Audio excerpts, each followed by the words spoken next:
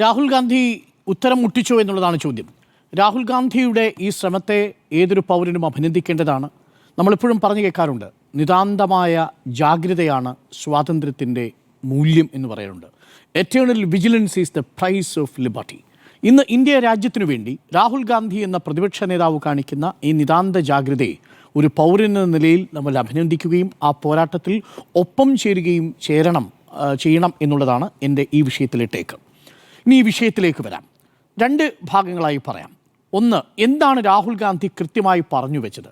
ഒരു ഇലക്ടറൽ റോളിൽ നിന്ന് ഒരു സാധാരണ വോട്ടർക്ക് മറ്റൊരു വോട്ടറുടെ പേര് ഡിലീറ്റ് ചെയ്യാൻ കഴിയുമോ?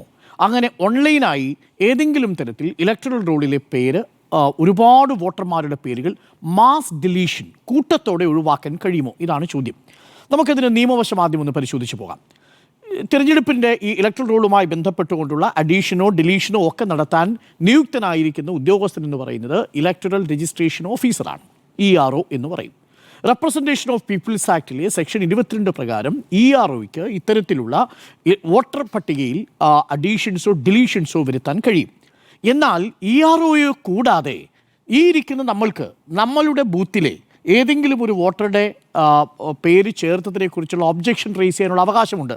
അത് നമ്മളുടെ റെപ്രസെൻറ്റേഷൻ ഓഫ് പീപ്പിൾസ് ആക്ട് കൂടാതെ registration of electors rule 1960 rule 13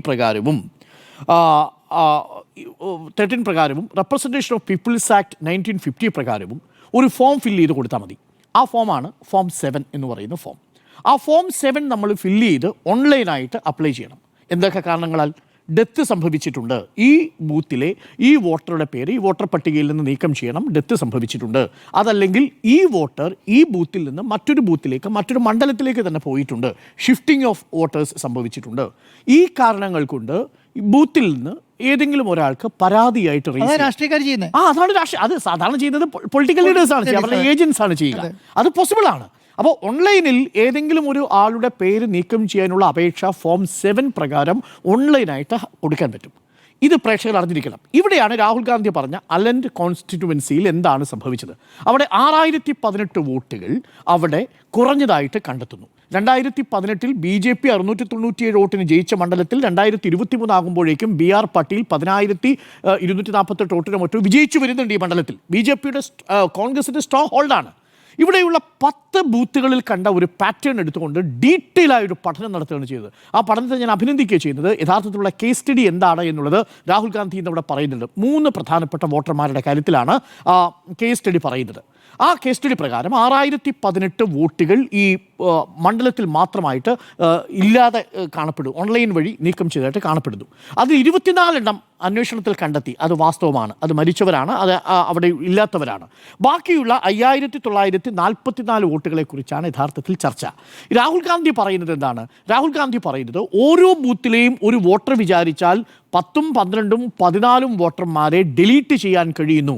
അതും ആ വോട്ടർ അറിയാതെ, അതായത് ഞാൻ അറിയാതെ എൻ്റെ പേരിൽ ആരോ ഒരാൾ ഫോം 7 ഫയൽ ചെയ്ത് അത് ഒരു ഫോൺ നമ്പർ ഉണ്ടാക്കി ആ ഫോൺ നമ്പറിൽ നിന്നൊരു OTP നമ്പർ അയച്ച് അതുവഴി 14 പേരുടെ ഫോൺ ഡിലീറ്റ് ചെയ്തു. പക്ഷേ ഇവിടെ ഒരു ചെറിയ സാങ്കേതിക പ്രശ്നമുണ്ട്. സാങ്കേതിക പ്രശ്നം എന്ന് പറയുന്നത് ഇത് EROമാരറിയാതെ BLOമാരറിയാതെ ഇത് ചെയ്യാൻ കഴിയില്ല. കാര്യം ഇതിന് 2 പ്രോസസ്സുണ്ട്. ഇലക്ഷൻ കമ്മീഷൻ്റെ ഈ വോട്ടർ പട്ടികയിൽ നിന്ന് ഒരാളെ നീക്കം ചെയ്യണമെങ്കിൽ ആദ്യം ഫോം 7 പ്രകാരം നമ്മൾ അപേക്ഷ കൊടുത്താൽ അത് എൻ്റെയോ അല്ലെങ്കിൽ മറ്റൊരാളുടെയോ വോട്ടർ പട്ടികയിലെ പേര് നീക്കം ചെയ്തതിന് കൊടുത്തു കഴിഞ്ഞാൽ ഈ BLOമാർ അല്ലെങ്കിൽ EROമാർ ആ സ്ഥലത്തെത്തി പരിശോധന നടത്തിയതിനു ശേഷമാണ്, ഫിസിക്കൽ വെരിഫിക്കേഷൻ നടത്തിയതിനു ശേഷമാണ് ആ വോട്ടർ പട്ടികയിൽ നിന്ന് ആ പേര് നീക്കം ചെയ്യേണ്ടത്.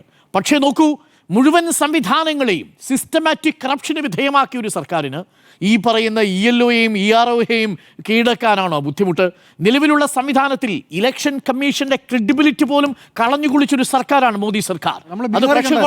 ബീഹാർ അവിടെ മാത്രമല്ലെന്ന് ഇലക്ഷൻ കമ്മീഷനെ എങ്ങനെ കോൺസ്റ്റിറ്റ്യൂട്ട് ചെയ്യണമെന്ന് സുപ്രീം കോടതിയുടെ ഗൈഡ് ലൈൻ, ആ ഗൈഡ് ലൈനിനെ രാജ്യസഭയിലും ലോക്സഭയിലും 9 ദിവസത്തിന്റെ വ്യത്യാസം കൊണ്ട് ചീഫ് ജസ്റ്റിസ് ഓഫ് ഇന്ത്യയെ ഇലക്ഷൻ കമ്മീഷന്റെ പട്ടികയിൽ നിന്ന് വെട്ടിമാറ്റുകയും അവിടെ പ്രധാനമന്ത്രിക്ക് ഇഷ്ടപ്പെട്ടൊരു മന്ത്രിയെ കൂട്ടിച്ചേർക്കുകയും ചെയ്തൊരു നാടാണിത്. അതുകൊണ്ട് ഇലക്ഷൻ കമ്മീഷന്റെ കോൺസ്റ്റിറ്റ്യൂഷനെ തന്നെ, ഇലക്ഷൻ കമ്മീഷന്റെ ഘടനയെ തന്നെ അട്ടിമറിച്ച സർക്കാരിന് ഒരു BLOയെയും ഒരു ഇലക്ടറൽ രജിസ്റ്റർ ഓഫീസറിനെയും ഒക്കെ വിലയ്ക്ക് വാങ്ങാൻ കഴിയില്ലെന്ന് കരുതിയാൽ അത് അബദ്ധമാണെന്നേ ഞാനിവിടെ പറയൂ. അതുകൊണ്ട് അതൊക്കെ സാധ്യമാണ്. ആ സാധ്യമായതിലേക്കാണ് ഇന്ന് രാഹുൽ ഗാന്ധി വിരൽ ചൂണ്ടിയിരിക്കുന്നത്. രാഹുൽ ഗാന്ധി പറഞ്ഞു വെച്ചത് 3 പ്രധാനപ്പെട്ട വോട്ടർമാരുടെ കാര്യമെടുത്താണ് പറയുന്നത്. ഒന്ന്, ഗോദാബായി എന്ന് പറയുന്ന ഒരു സ്ത്രീ ഒരു ഫേക്ക് ID ലോഗിൻ ചെയ്തുകൊണ്ട് ഗോദാബായി എന്ന് പറയുന്ന ഒരു സ്ത്രീ അപേക്ഷ സമർപ്പിച്ചിരിക്കുകയാണ്. അവരുടെ പേരിൽ കുറച്ചാളുകളുടെ വോട്ടർ പട്ടിക പേര് നീക്കം ചെയ്തതായിട്ട് കണ്ടെത്തുന്നു. നോക്കുമ്പോൾ കാണുന്നത് തൊട്ടടുത്തുള്ള നെയ്ബേഴ്സിൻ്റെ വോട്ടുകൾ ഡിലീറ്റ് ചെയ്തതായിട്ട് കാണുന്നു. ഗോദാബായി വന്ന് പറഞ്ഞു, എനിക്കിതിനെക്കുറിച്ചൊരു അറിവുമില്ല, എനിക്ക് അങ്ങനെ ഒരു ഫോം 7 ഞാൻ ഫില്ല് ചെയ്തിട്ടുമില്ല, എനിക്ക് അങ്ങനെ ഒരു OTPയും ഫോണും വന്നിട്ടുമില്ല. ഇന്ന് ഗോദാബായിയെ കൊണ്ട് നിർത്തി പറഞ്ഞു, ഈ ഗോദാബായി അറിയാതെ ഫോം 7 ഗോദാബായിയുടെ പേരിൽ ഫില്ല് ചെയ്തത് ആരാണ്? സൂര്യകാന്ത് എന്ന് പറയുന്നയാൾ. നോക്കൂ, 14 മിനിറ്റ് കൊണ്ടാണ് 14 മിനിറ്റ് കൊണ്ട് 12 വോട്ടർമാരെ വോട്ടർ പട്ടികയിൽ ഡിലീറ്റ് ചെയ്തു. ആ സൂര്യകാന്ത് ഡിലീറ്റ് ചെയ്ത ഒരു വോട്ടറെ കൂടി കൊണ്ടുവന്നു, പേര് ബബിത ചൗധരിയെ കൊണ്ടുവന്നിട്ട് പറഞ്ഞു, ഇത് സൂര്യകാന്ത്, ഇത് ബബിത ചൗധരി. സൂര്യകാന്ത് ഡിലീറ്റ് ചെയ്ത വോട്ടറാണ് ബബിത ചൗധരി. ഈ ഡിലീറ്റ് ചെയ്ത വിവരം ബബിത ചൗധരിക്കും അറിയില്ല, ഡിലീറ്റ് ചെയ്യിപ്പിച്ച എന്ന് ഇലക്ഷൻ കമ്മീഷൻ്റെ വെബ്സൈറ്റിൽ കാണുന്ന സൂര്യകാന്തിനും അറിയില്ല. അപ്പോൾ സൂര്യകാന്തിൻ്റെ പേരിൽ, ഗോദാബായിയുടെ പേരിൽ ആരാണ് വോട്ടർ പട്ടികയിൽ നിന്ന് പേര് നീക്കം ചെയ്തത്? രാഹുൽ ഗാന്ധിയുടെ ചോദ്യം പ്രസക്തമല്ലേ? ഇലക്ഷൻ കമ്മീഷൻ മറുപടി പറയണ്ടേ? ഗാനേഷ് കുമാർ മറുപടി പറയണ്ടേ? അത് കഴിഞ്ഞ് നാഗരാജിനെ കൊണ്ടുവരുന്നു. നേരത്തെ ജിമ്മി പറഞ്ഞ കഥ. നാഗരാജിൻ്റെ കാര്യത്തിൽ കുറച്ചുകൂടി വിചിത്രമാണ് കാര്യം. രാവിലെ 4 മണി കഴിഞ്ഞ് 7 മിനിറ്റ് ആകുമ്പോൾ നാഗരാജ് എഴുന്നേൽക്കുന്നു. എന്നിട്ട് പെട്ടെന്ന് ഇലക്ഷൻ കമ്മീഷൻ്റെ വെബ്സൈറ്റ് ഓൺ ചെയ്യുന്നു. അവിടെ ncvp.in എന്ന് പറയുന്ന വെബ്സൈറ്റിലേക്ക് ലോഗിൻ ചെയ്ത് 36 സെക്കൻഡ് കൊണ്ട് ഫോം 7ന്റെ 3-4 പേജുകൾ അടിക്കുന്നു. 36 സെക്കൻഡ്സ്. പ്രേക്ഷകർ ഓർമ്മിക്കണം, 36 സെക്കൻഡ് കൊണ്ട് ഒരു സൂപ്പർ കമ്പ്യൂട്ടറിന് പോലും സാധ്യമാകുമോ എന്ന് സംശയം തോന്നുന്ന തരത്തിൽ 36 സെക്കൻഡ് കൊണ്ട് ഒരു വോട്ടർ, നാഗരാജ് എന്ന് പറയുന്ന ഒരു വോട്ടർ കമ്പ്യൂട്ടർ തുറന്ന് അതിൽ പേരും ഡീറ്റെയിൽസും എല്ലാം എൻട്രി എല്ലാം രേഖപ്പെടുത്തി, അയാളുടെ ദേശം, അയാൾ താമസിക്കുന്ന സ്ഥലം, അയാളുടെ വീട്ടഡ്രസ്സ്, അയാളുടെ അവസാനത്തെ പേര്, ആദ്യത്തെ പേര്, അയാളുടെ എന്തുകൊണ്ട് ഏത് കാരണത്താൽ മാറ്റുന്നു, ഇതെല്ലാം അടിച്ചിട്ട് 2 പേരെ 36 സെക്കൻഡ് കൊണ്ട് നീക്കം ചെയ്തു. ഇതാണ് കണക്കിൽ കണ്ടെത്തുന്നത്. നോക്കൂ, ഇങ്ങനെ 6018 വോട്ടർമാരെയാണ് ഡിലീറ്റ് ചെയ്തിരിക്കുന്നത്. വളരെ സ്പെസിഫിക് ആയ ചോദ്യമല്ലേ ഇത്? 2018 കണ്ടെത്തിയതല്ലേ? അതിനെ തുടർന്ന് പിന്നീട് CID 2023 കേസ് രജിസ്റ്റർ ചെയ്യുന്നതല്ലേ? ആ കേസ് രജിസ്റ്റർ ചെയ്ത 18 തവണ ഇലക്ഷൻ കമ്മീഷനോട് ഈ OTP വന്നതും IP ഡെസ്റ്റിനേഷനും എവിടെയാണ് എന്നുള്ളത് പലതവണ ആവർത്തിച്ചതല്ലേ? എന്നിട്ട് ഒരു തവണയെങ്കിലും ഗാനേഷ് കുമാർ ഇലക്ഷൻ കമ്മീഷനോ ആ IP അഡ്രസ്സ് എവിടെയാണ് എന്നുള്ളതിനൊരു മറുപടി കൊടുത്തോ? അതെന്തുകൊണ്ടാണ്? ഇലക്ഷൻ കമ്മീഷൻ അതിന് ബാധ്യതയില്ലേ? നമ്മുടെ ഇലക്ഷൻ കമ്മീഷനെ കുറിച്ച് എന്താ പറഞ്ഞിരിക്കുന്നത്? ഇലക്ഷൻ കമ്മീഷൻ പരാജയപ്പെട്ടാൽ ജനാധിപത്യവും സ്വതന്ത്രമായിട്ടുള്ള തിരഞ്ഞെടുപ്പും പരാജയപ്പെട്ടു എന്നാണ് അർത്ഥം. നിങ്ങൾ അവിടെ പ്രവർത്തിക്കേണ്ടത് നിഷ്പക്ഷനായ ഒരു തിരഞ്ഞെടുപ്പ് കമ്മീഷനെ പോലെയല്ലേ? അത് സാധിക്കാതെ പോകുന്നു. അപ്പോൾ ഈ ചോദ്യം വളരെ സ്പെസിഫിക് ആണ്. ഞാൻ അറിയാതെ ഫോം 7 എൻ്റെ പേരിൽ ആരോ ഒരാൾ ഫില്ല് ചെയ്യുന്നു, എൻ്റെ നാട്ടിലുള്ള 10-14 വോട്ടർമാരെ ഞാൻ അറിയാതെ ഞാൻ നീക്കം ചെയ്തതായിട്ട് ഇലക്ഷൻ കമ്മീഷൻ കണ്ടെത്തുന്നു. എന്ത് വിചിത്രമായ കാര്യമാണിത്? ഇത് യഥാർത്ഥത്തിൽ ഒരു ഹൈഡ്രജൻ ബോംബാണെന്ന് ഞാൻ വിശ്വസിക്കുന്നില്ല. ഹൈഡ്രജൻ ബോംബ് വരാനിരിക്കുന്നതേ ഉള്ളൂ. അത് രാഹുൽ ഗാന്ധി തന്നെ പറയുന്നു. പക്ഷേ നോക്കൂ, സിസ്റ്റമാറ്റിക് ആയിട്ട് ഈ സംവിധാനത്തെ ഏതൊക്കെ തരത്തിലാണ് അട്ടിമറിക്കാൻ പോകുന്നത്? പ്രിയപ്പെട്ട പ്രേക്ഷകരെ, എനിക്കിതിനകത്തൊരു അത്ഭുതവുമില്ല. ഈ രാജ്യത്താണ് ഇലക്ട്രൽ ബോണ്ട് എന്ന് പറയുന്നൊരു കൊള്ള, ഒരു ഇലക്ടറൽ കൊള്ള കൊണ്ടുവന്നത് ഈ സർക്കാർ. ഈ രാജ്യത്താണ്, നമ്മുടെ നാട്ടിലാണ് ഡീമോണിറ്റൈസേഷൻ കൊണ്ടുവന്ന് ഈ നാട്ടിലൊരു വലിയ കൊള്ള നടത്തിയത്.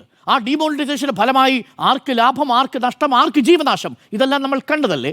അപ്പോൾ ഈ ഒരു വലിയ രീതിയിൽ ഈ സംവിധാനത്തേക്ക് അട്ടിമറിക്കാൻ ശേഷിയുള്ളൊരു സർക്കാർ ഇരിക്കുമ്പോൾ ഇതിനപ്പുറവും സംഭവിക്കുമെന്നുള്ളതാണ്. 9,000-ലധികം കോടി രൂപ ഇലക്ട്രൽ ബോണ്ടിലൂടെ 9,887 കോടി രൂപ പിരിച്ചെടുത്തതിൽ 6,060 കോടി രൂപയും BJP കൊണ്ടുപോയ കഥയാണ് ഇലക്ട്രൽ ബോണ്ടിന് പറയാനുള്ളത്. അന്ന് ഈ ഇലക്ഷൻ കമ്മീഷൻ ആർക്കൊപ്പമായിരുന്നു? BJPക്കൊപ്പമായിരുന്നു. അന്ന് SBI ആർക്കൊപ്പമായിരുന്നു? BJPക്കൊപ്പമായിരുന്നു. അന്ന് സുപ്രീം കോടതി ഇടപെട്ടില്ലായിരുന്നെങ്കിൽ SBI ആ കണക്കുകൾ പറയുമായിരുന്നില്ല. ഇലക്ഷൻ കമ്മീഷൻ വെബ്സൈറ്റിൽ ഈ പേരുകൾ പ്രസിദ്ധീകരിക്കുമായിരുന്നില്ല. പേരുകൾ പുറത്തു വന്നപ്പോഴോ ED റെയ്ഡ് ചെയ്ത് 7 ദിവസത്തിന് ശേഷം 100 കോടിയിലധികം രൂപ നിക്ഷേപിച്ചു എന്ന വിചിത്രമായ കണ്ടെത്തലാണ് വരുന്നത്.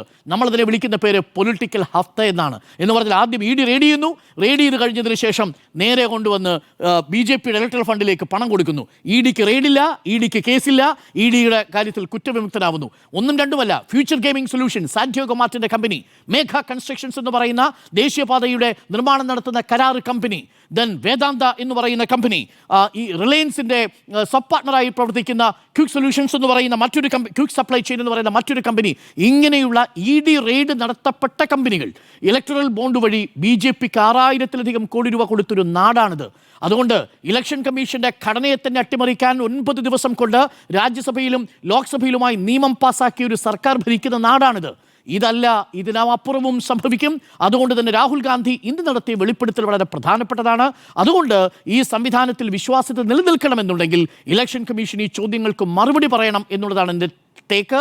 നിലവിലത്തെ സാഹചര്യത്തിൽ ജ്ഞാനേഷ് കുമാർ എന്ന അമിത്ഷായുടെ ഏറ്റവും വേണ്ടപ്പെട്ട ജമ്മു കാശ്മീരിൻ്റെ റീഓർഗനൈസേഷൻ ബില്ലുമായി ബന്ധപ്പെട്ട് ഏറ്റവും നിർണായകമായി സ്വാധീനം വഹിച്ച ഹോം ഡിപ്പാർട്ട്മെൻറ്റിൻ്റെ അസിസ്റ്റന്റ് സെക്രട്ടറി ആയിരുന്ന ഈ ജ്ഞാനേഷ് കുമാറിന് മറുപടി പറയാനുള്ള ബാധ്യതയുണ്ട്. നിലവിലത്തെ സാഹചര്യത്തിൽ ഇലക്ഷൻ കമ്മീഷനെ ഉത്തരം മുട്ടിച്ചിരിക്കുന്നു രാഹുൽ ഗാന്ധി എന്നുള്ളതാണ് എൻ്റെ ടേക്ക്.